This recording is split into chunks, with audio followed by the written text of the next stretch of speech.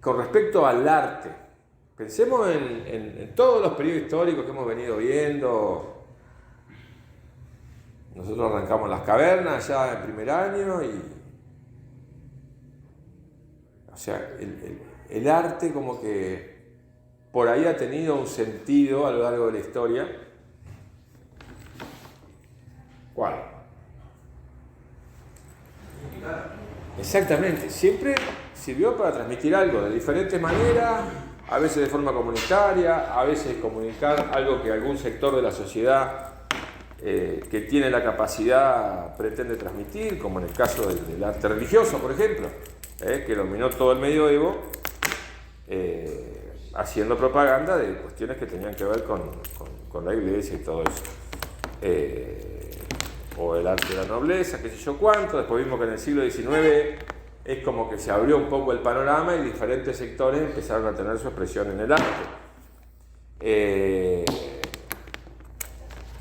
Inclusive en el siglo XX ya no hablamos tanto de sectores sociales, sino de diferentes grupos. ¿Se acuerdan cuando hablamos de la primera vanguardia, de los cubistas, los fauvistas? Eran grupos de artistas que, digamos, entendían que había procesos sociales que debían acompañar y ayudar a transformar la sociedad para un lado, para el otro, como sea.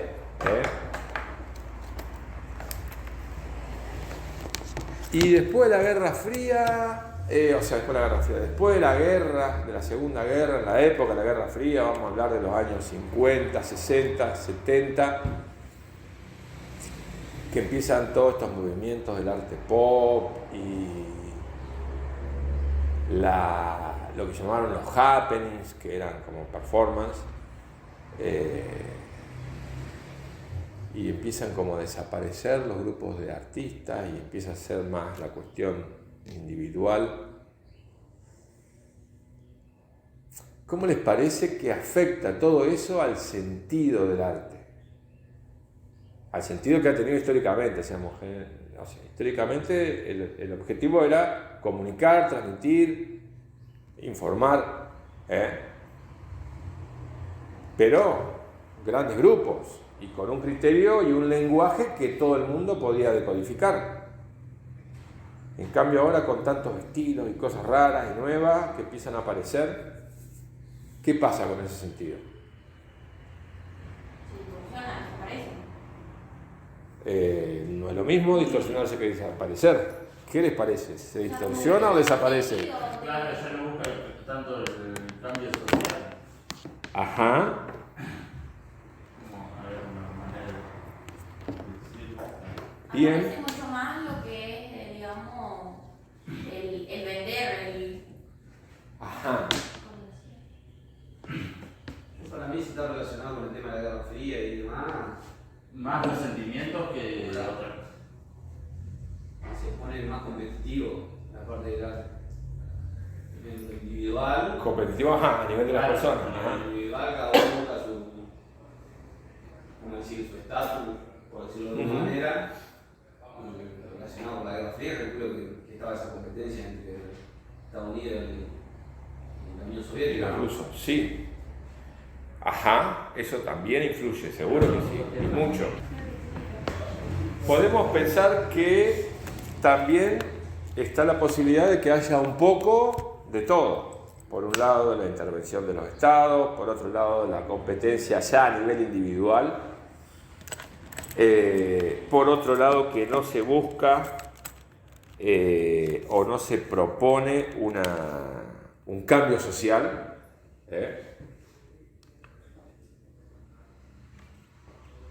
Pero si decimos, por ejemplo, que no se busca un cambio social,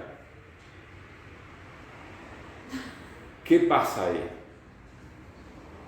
¿Todos los artistas se ponen de acuerdo? Bueno, ¿no buscamos un cambio social? No. ¿Y por qué se da eso entonces?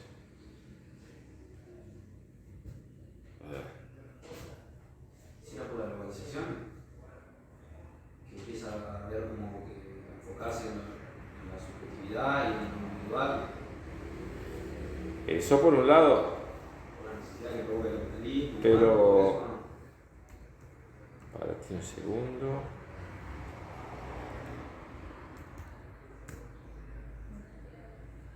La necesidad del capitalismo. Ajá. La necesidad que provoca el capitalismo y que está enfocada en lo individual.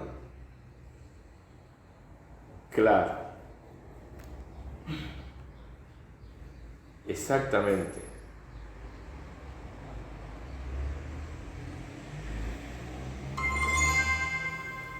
¿Cómo sería eso? ¿Cómo sería eso de qué? No, claro.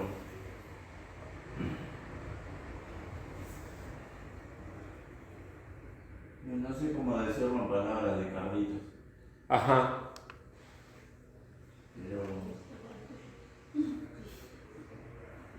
claro, es como que los artistas a la vez son absorbidos por el capitalismo, que es lo que dice él.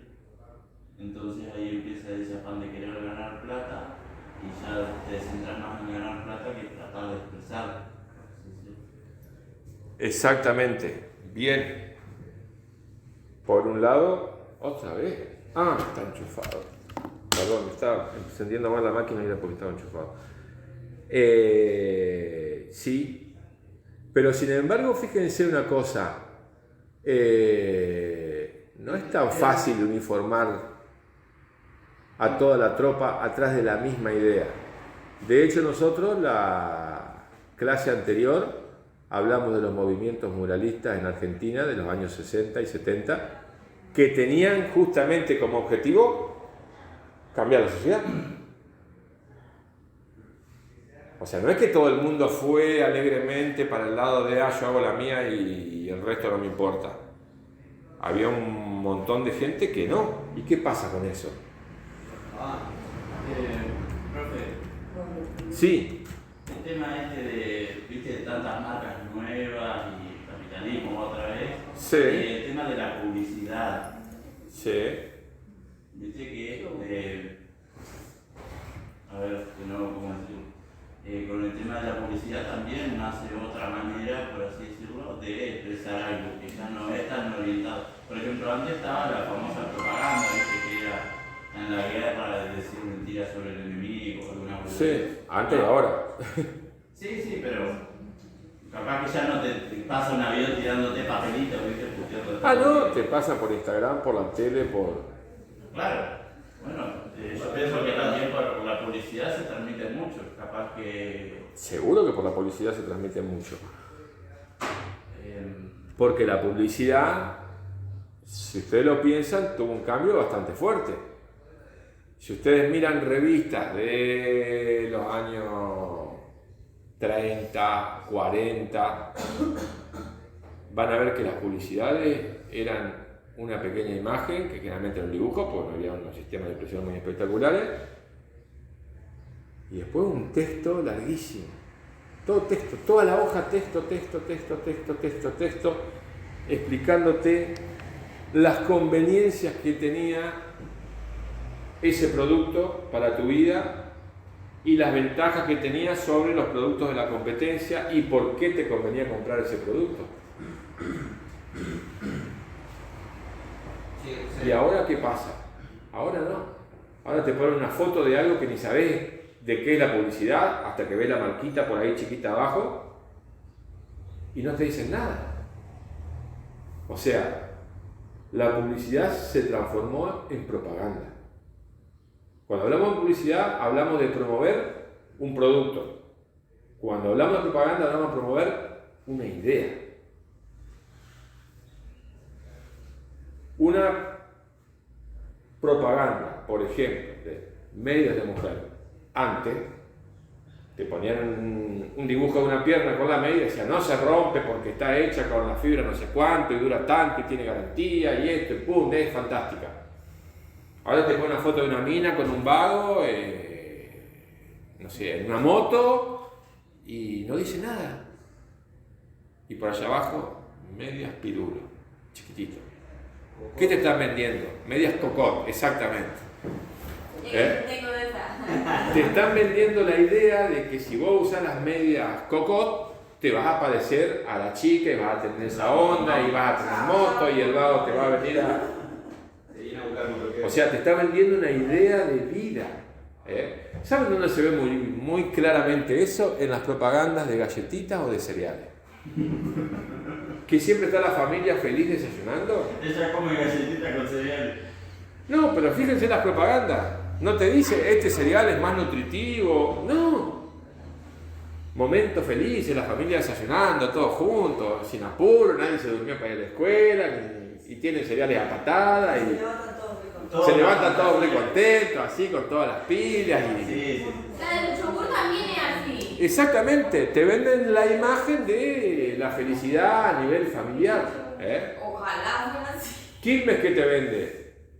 Tener amigos. El sabor del encuentro y siempre son amigos. Si no tomas Quilmes,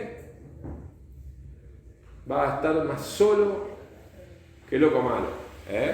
Si no usas tal cosa, te va a pasar lo otro, y si usas tal otra, vas a tener tal ventaja. Yo tomo quilmes y estoy re solo. Bueno, vos... Con un dolor de cabeza encima. No, ya se habla. Cualquier cerveza. Mira la carrera. Es el tincho de esa cosa. Obvio. Eres suave. Sí. Entonces, fíjense que eso también es interesante, porque todo ese cambio que se fue produciendo en el marketing, digamos, también va, digamos, en desmedro, por decirlo de alguna manera, de una función que habitualmente había cumplido la imagen artística. Entonces, ¿para qué uso le vamos a dar a la imagen artística? Ya la propaganda de gran escala que antes se hacía en los murales de la iglesia o en los palacios, qué sé yo, qué sé cuánto, la hace la tele, la hace la radio, la hace la revista.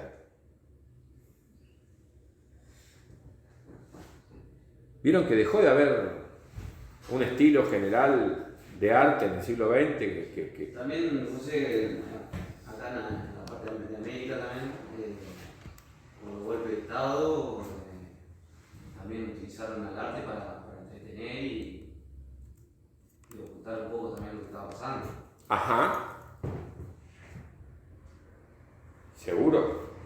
Entonces, hoy decía... ¿Vos? ¿Yo? Que ya no tenía como idea el cambio social. No, sí tiene que. Ah, entonces Delfino lo dijo. No, defino. Hablamos yo, Mili y Joaquín. Bueno, no me acuerdo quién dijo. Que ya no buscaba un cambio. Ah, a mí fue un cambio social. Pero sin embargo, como vimos, sí había grupos que buscaban un cambio social. Entonces, ahí al sistema en general, ahí hablaban del capitalismo, se le presenta un problema. O sea, está bárbaro que el arte vaya para cualquier lado y distraiga, lo que vos decías recién, de lo que está pasando. Pero tenemos un montón de gente que está muy afectada por lo que está pasando y quiere que la cosa cambie. Entonces, volvemos al viejo sistema. Mucha propaganda a favor del sistema, pero al que está en contra, le damos un palo. O sea, todos esos artistas tuvieron que rajarse mucho, o sea, con una eliminación física, o sea, a nivel global. Por eso toda esa ola de golpes de Estado y de regímenes absolutamente totalitarios, primero en Europa, después acá. El nazismo no salió de un repollo, fue promovido, alimentado y fogoneado prolijamente hasta que se dio. Y ahora sí, no sigue estando con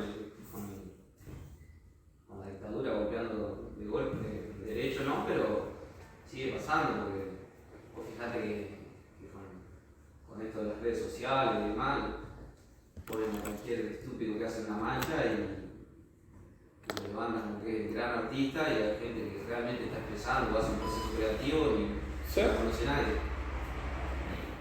Y aparte también se ejerce un control sobre qué se publica o qué no. Sí, vale.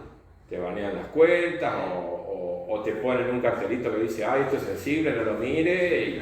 Sí, lo sabrá porque. Claro, seguramente a vos te pasa más de una vez, publicar que es un tatuaje acá de una mina o le tienen que poner cositas en las tetas o qué sé yo, qué sé cuándo. Y no discriminan lo que es arte de lo que es una foto pornográfica. Es lo mismo. No hay diferencia para las redes. Y de hecho eso también es promovido. Pero no es que el algoritmo es medio tonto, no. El algoritmo no es medio tonto y aparte esas cosas se hacen a mano. No las hace el algoritmo. Y las empresas que se encargan para Facebook y para Instagram de hacer todo ese control de qué sé yo cuánto, están en la India, están en... ¿Cómo es que está al lado de la India que siempre se pelean? Ay, no sé Afganistán, pero no es...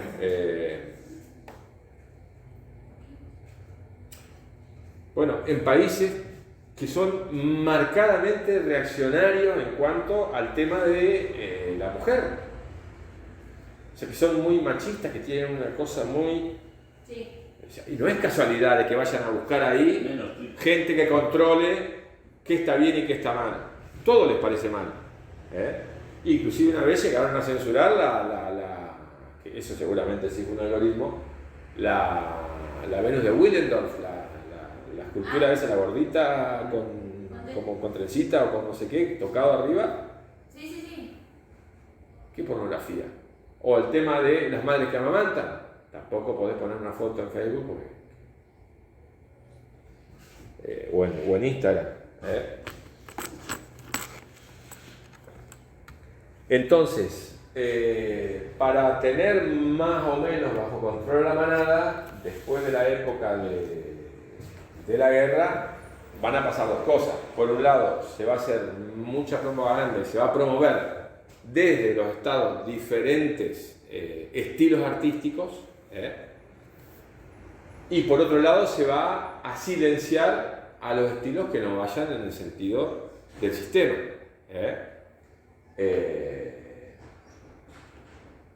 Yo, por ejemplo, tengo una amiga que siempre estoy por pedir la foto y nunca me acuerdo, que es artista, vive en Buenos Aires y la otra vez la habían convocado para participar de un evento artístico de artistas, no sé cuánto, y ella había hecho una escultura de papel que era un peón de ajedrez y había pintado, pero de manera no realista, eran como muñequitos de palo, muy básico lo que había hecho y con mucha colorincha, así bien pop, era como gente trabajando, así, ¿vieron como la figurita de Quiquera Martín, que son como una manchita? Bueno, así, no se lo aceptaron, creo que era muy fuerte eso, muy fuerte.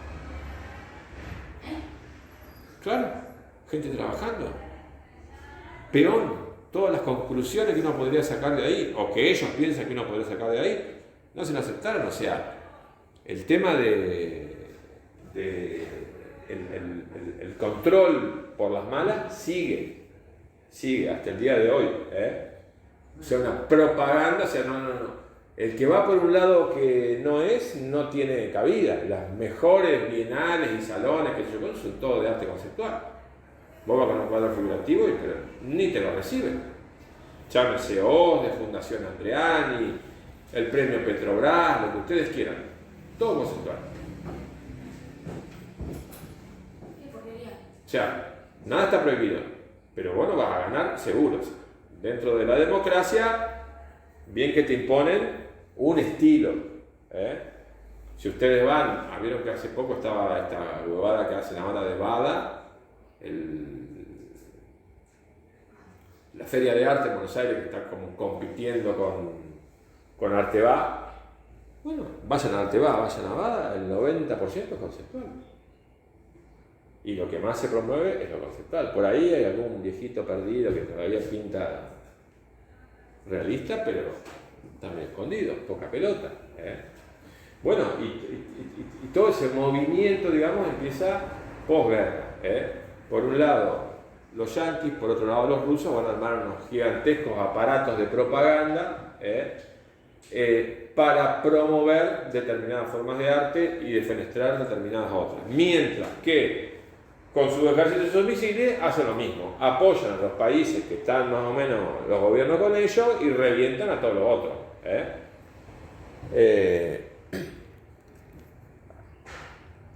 Y si el país está en contra, revientan el país, sin ningún problema. Y como hicieron acá, metieron dictadura por todos lados. Porque no es que a los milicos se les ocurrió ninguno de esos planes, digamos. Ya venían formándose en Estados Unidos desde mucho tiempo antes. Pero bueno, lo que vamos a ver un poco ahora es algunos de los movimientos que se dieron en esta época y qué incidencia tuvieron en ese imaginario de qué es el arte, para qué sirve el arte exactamente. Porque hubo que cambiar mucho. Todavía vamos a escuchar cuando una persona ve determinadas obras de arte y dice, pero esto lo hace un hijo de 5 años, o sea, y que alguien diga, no, esto es una super obra de y vale millones, hay que cambiar las cabezas. O sea, hace falta todo un proceso. Que podremos decir que empezó por dónde. ¿Qué vanguardia de las que ya hemos visto les parece que arranca con esa idea de que la obra, el objeto es relativo, que lo que importa es la idea que tengo? ¿El qué?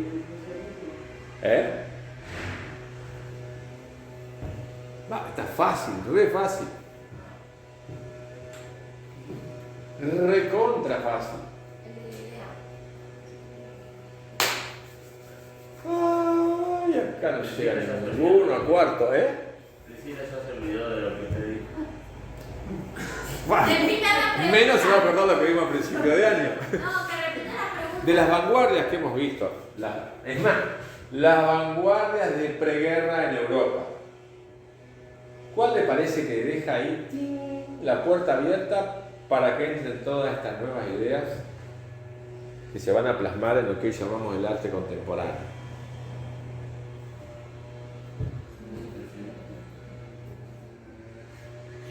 Y alguna vergüenza, digan, si total, todos nos podemos equivocar, ¿qué problema hay? Priscila dice que el impresionismo. A ver, acá lo tenemos en la punta de la boca y ya. Yo digo que el impresionismo. ¿El impresionismo? Expresionismo no. Claro que era más importante lo que representaba, lo que representaba el... Claro, pero la obra, digamos, trataba un tema, vos lo podías más o menos entender, y encima era generalmente temas de protesta, por decirlo de alguna manera. El impresionismo no es tan. Vamos, está re fácil. El arte conceptual, pero no me sale. Buen día. Oh, Luisina, good night.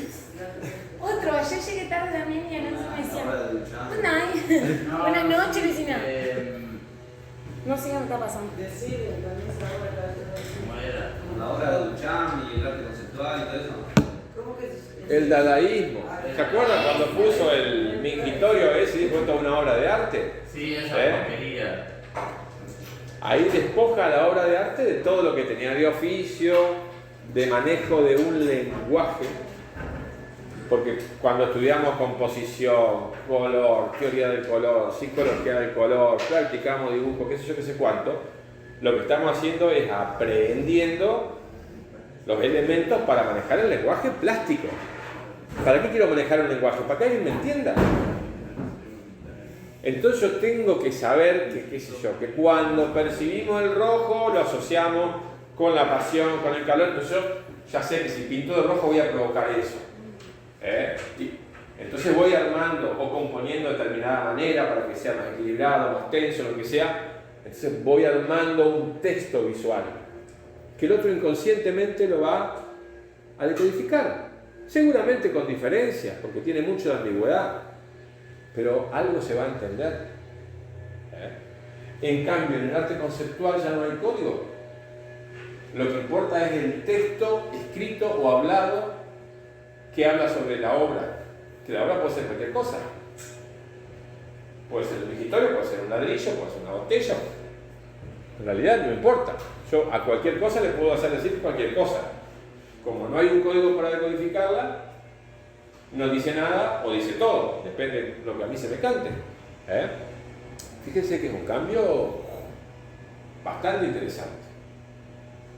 Pero ese cambio, ¿cómo lo sostengo?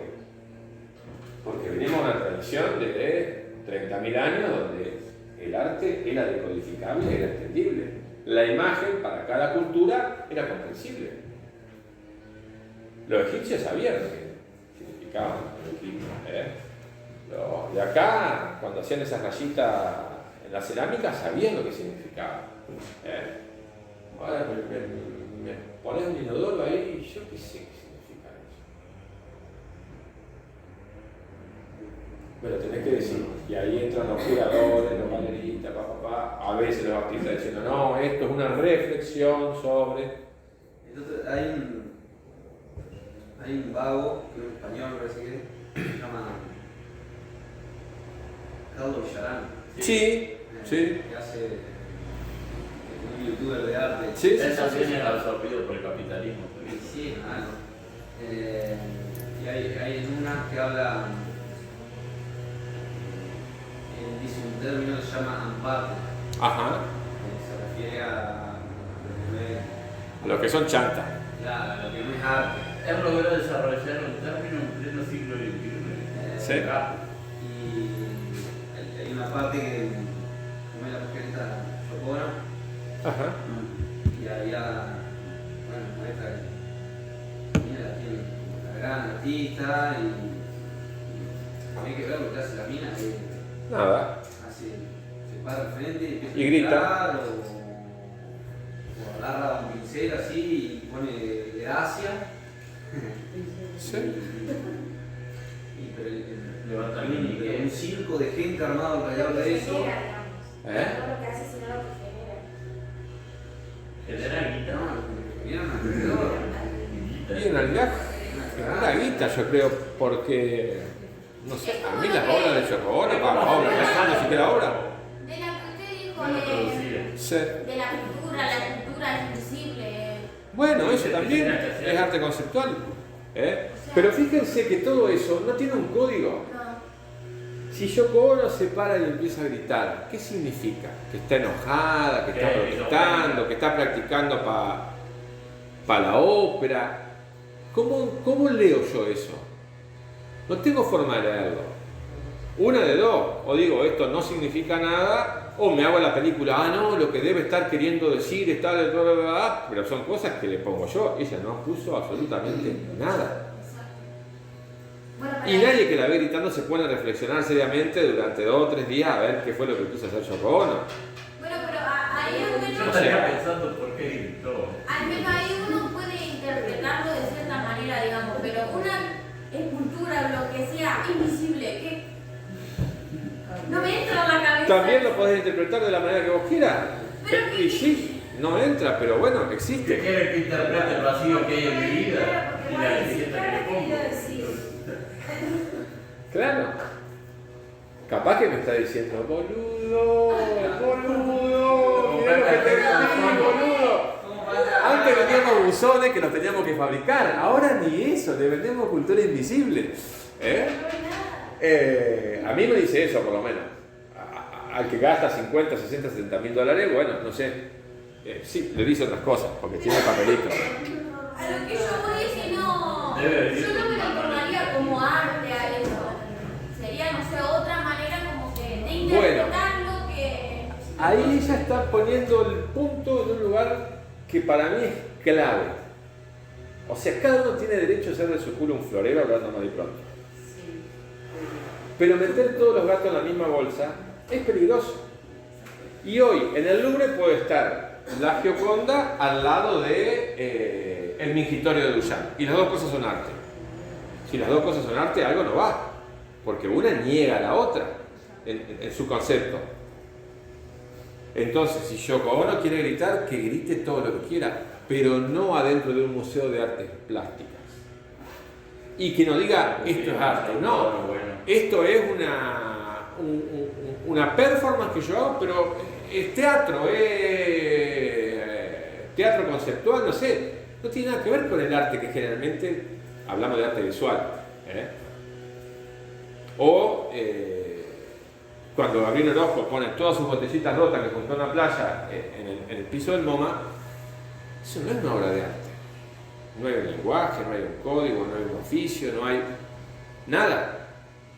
¿Querés hacer una instalación de botellas rotas porque querés protestar contra la mugre en el medio ambiente? ¡Hacelo!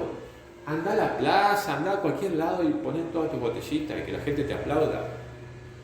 Pero no te metas en un lugar que no corresponde. Que en realidad no es que se meten en un lugar que no corresponde. El lugar lo llama y le dicen, vengan acá, vamos a cambiar esto, porque estas obras que ya teníamos son muy complicadas porque dicen cosas muy concretas. Mejor pongamos esto que yo le hago decir lo que yo quiero. Total, de una botella rota puedo decir 1.000.000 de cosas diferentes. Desde que es un coso contra la basura, hasta que es una alegoría del borracho, hasta que no sé qué. La industria del vidrio está en crisis. No sé, puedo decir cualquier cosa. Entonces fíjense que eso es interesante, porque entonces la obra ya no va a depender de lo que yo entienda o de lo que el artista me quiera decir. Va a decir lo que el sistema, el curador, el galerista, el de la Bienal quiera decir. Y la obra puede pasar a ser cualquier cosa. De hecho, hay una mujer que se llama Catherine David, que creo que ahora es directora de un museo en Amsterdam, que en 1987 fue la curadora, digamos, de la Bienal de Kassel en Alemania, que es una de las más importantes del mundo, que ese año se hizo dedicada al arte conceptual. Estaban a full las alemanes. Y también en una entrevista comete la barbaridad, supongo que le habrán pegado unos cuantos que no deja de decir la verdad, que gastamos tanto dinero, tanta energía, tanto tiempo y tantos recursos en entregar la obra que no lo tendríamos que haber hecho. Dice, sí, con las discusiones teóricas bastaba. Claro, la obra no tenía sentido, porque lo que importaba eran las discusiones teóricas. El planeta está sucio, yo quiero plantear de que hay violencia contra la mujer, qué sé yo, vieron todos esos lugares comunes en que caen todas las obras de arte. Y uno tenía una botella, el otro un papel arrugado, el otro tenía un negro parado así, que se quedaba quieto toda la tarde. Esto no hace falta. Si la obra no me dice nada, lo que importa es, o sea, puso bien al descubierto qué era el arte conceptual. Nada. Vacío. Fíjense qué interesante lo de Yoko Ono. Para ver en qué consiste la obra. Vieron que hace unos días se armó un lío con una inteligencia artificial que hizo una obra de arte y ganó un concurso. Entonces, no puede ser, que plan. Listo. Eso por un lado. Por otro lado, una empresa que trabaja con inteligencia artificial quiso patentar algo que le ha hecho una inteligencia artificial, que no me acuerdo qué era, a nombre de la inteligencia artificial. Como que la inteligencia artificial tuviera capacidad jurídica. Con lo cual estamos asumiendo que tiene capacidad de pensar por sí misma, de que es responsable de sus actos y de un montón de cosas más. Por suerte, el juez dijo, no. La inteligencia artificial será muy inteligente, pero en realidad hace lo que le dicen que haga, no piensa. Así que no me vengan con pelotudeces. Por ahora, porque están haciendo una fuerza para que eso pase. Las consecuencias que puede tener darle entidad jurídica a una inteligencia artificial puede ser nefasta. Y los principales que están haciendo todo eso, ¿a qué le tiran todas las fichas? A las obras de arte. Si la inteligencia artificial es capaz de hacer una obra de arte, quiere decir que piensa. Entonces están jodiendo todo el día y hacen obras de arte, las mandan a concurso, presentan, las mandan a subastas. Hace poco se vendió $40.000 un retrato al estilo de Rembrandt que había hecho la inteligencia artificial. Pero no deja de ser una máquina. Todo lo que vos quieras. Pero, ¿por qué la inteligencia artificial, cuando tiene que demostrar que es inteligente, toma determinadas obras y otras no?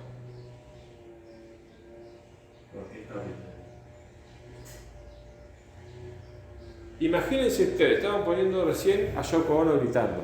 Yo le digo a la inteligencia artificial, che, inteligencia, haceme una obra magnífica, bien moderna, bien espectacular, que sea lo mejor, lo más sublime de esto.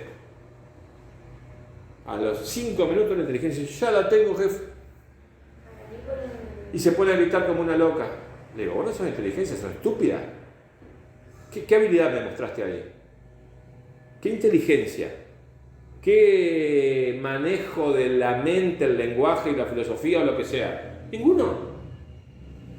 ¿Me mandaste un grito? Entonces fíjense que ese hecho muestra claramente lo estúpida que es el grito de Yoko Ono y lo carente de inteligencia que es. Una inteligencia artificial quiere ir a mostrar que tiene oficio, que maneja un concepto, que maneja un código para que... Arte. No va a considerar arte el grito de Yoko Ono o un zapato viejo tirado ahí en el medio de la galería.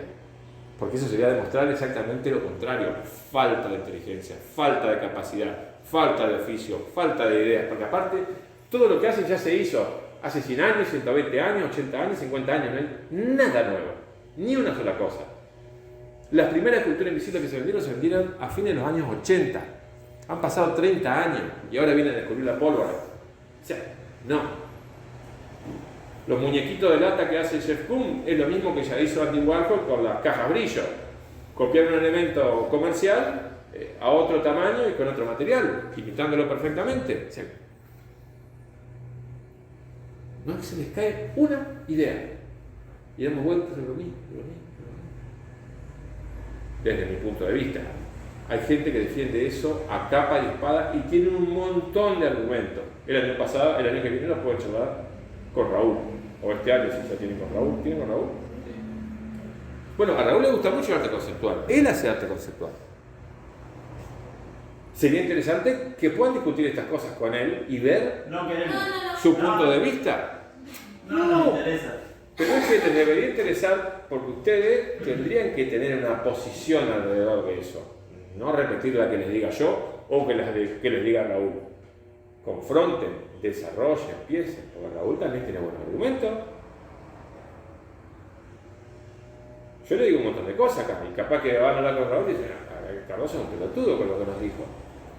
Ojo, porque el arte conceptual hay que sostenerlo y para eso hace falta algún sustento teórico por lo menos, ya que práctico no hay, porque las obras son un bolazo, pero teórico sí. Y bueno, y capaz que él está en lo recontra cierto y yo estoy recontra equivocado. Soy un fundamentalista del arte figurativo o del oficio o no sé qué. El arte abstracto también me gusta, pero también hay que saber hacer arte abstracto. No cualquier arte abstracto es bueno. Bueno, una de las grandes... básicamente tenemos que hablar en principio, de dos grandes corrientes, digamos. Por un lado, el informalismo, que como su nombre indica va hacia lo informal, que no sea tan estructurado, que sea más experimental, y el formalismo, que va más hacia lo geométrico, hacia lo organizado, etcétera, etcétera. Dentro del informalismo vamos a encontrar diversas experiencias, tanto en la ejecución de la obra como en los materiales. Por ejemplo, Antoni Tàpies experimentó con el collage. Obviamente que las obras son mucho más gestuales, no están tan prolijitas como dirían los maestros de primaria. Él también experimentaba mucho con los materiales, metía madera, arena, de todo un poco y hacía unas obras matéricas, valga la redundancia. Fíjense, este es un francés, Jean Dubuffet. Fíjense no solo la composición, sino el uso del color y la forma de la imagen, digamos que va absolutamente para el lado contrario de lo que diría la academia. Y también vemos una cosa como más primitiva, más gestual, más espontánea, sin tanta orden y planificación. Walsh, el fantasma azul, le dicen tachismo, es parecido al rayonismo que vimos anteriormente, pero ven que las obras son como muy espontáneas, muy gestuales, también están siempre rayando con lo abstracto o son directamente abstractas. Lucio Muñoz, por ejemplo, bueno, esto más o menos también es lo que les decía que hacía Tapia. Ven que hay diferentes elementos, texturas, enduido, cemento, qué sé yo, después color. Este es un argentino, Alberto Greco, que murió bastante joven. Por ejemplo, en este caso, la obra es esta y es esta. O sea, por un lado, el cartel que dice Greco es el mejor de todos, y por otro lado, la foto donde está él diciendo que es el mejor de todos. Esto ya se va prácticamente hacia lo conceptual, digamos. Porque en las otras obras, mal que mal, hay un cierto manejo del oficio. Este es un italiano, abstracto, pero fíjense que es una abstracción bastante informalista, no va a ser otra palabra, espontánea, gestual. Dentro de esa corriente del informalismo tenemos el expresionismo abstracto, que a este seguro lo conocen porque es el más famoso de todos, Jackson Pollock, el que hacía el action painting, o no me acuerdo cómo más le decían, que agarraba una latita y hacía goteos sobre telas gigantescas. Jackson Pollock es bastante interesante para nosotros si nos ponemos a estudiar e investigar el tema del arte y la estética.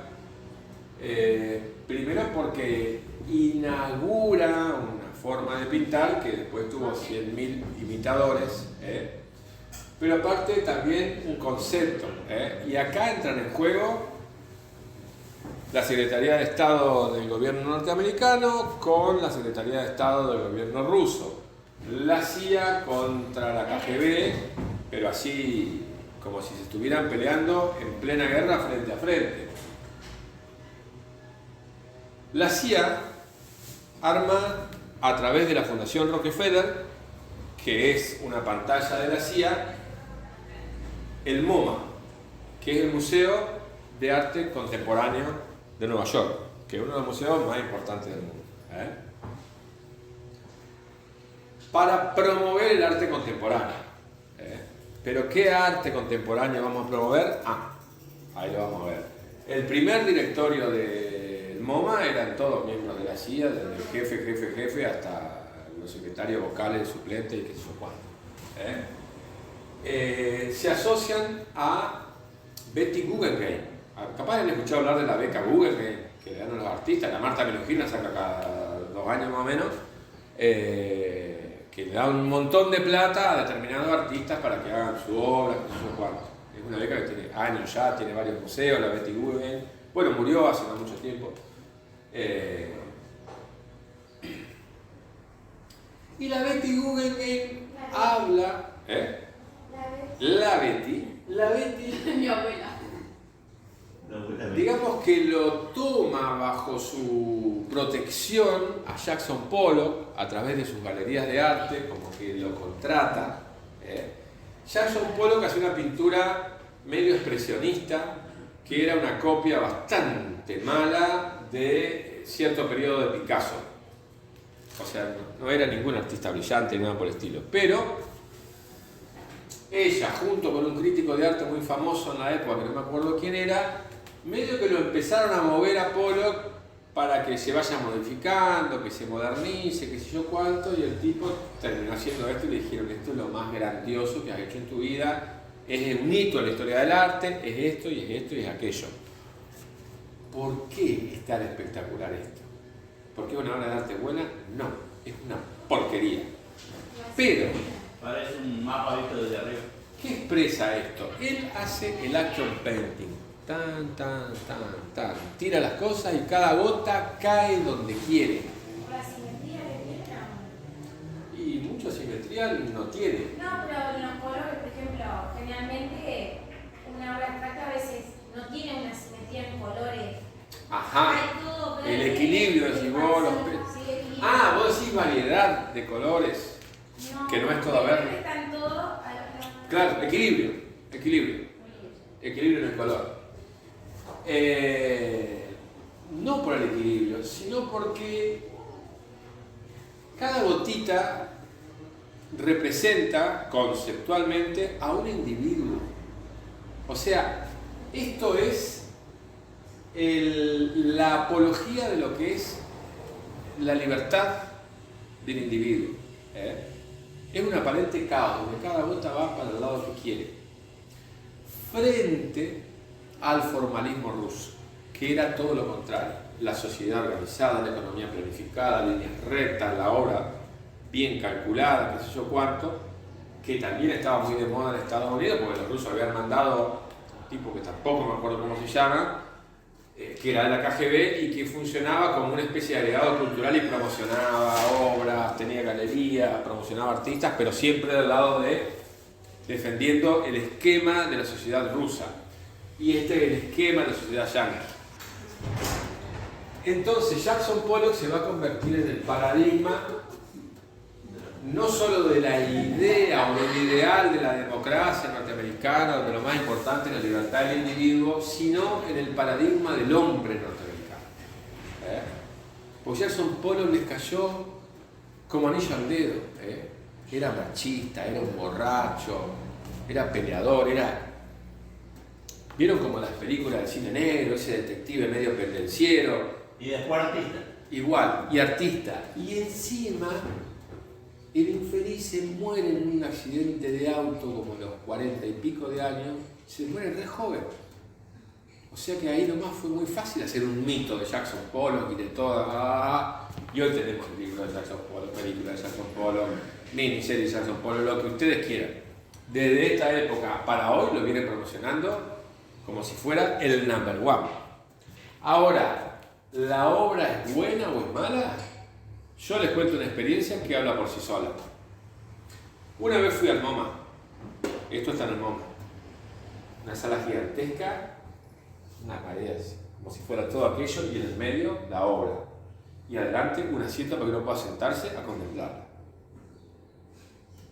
Al lado, como sería acá, una salita chiquita, pónganle, que acá viene una pared, la mitad de esto está La noche estrellada de Van Gogh.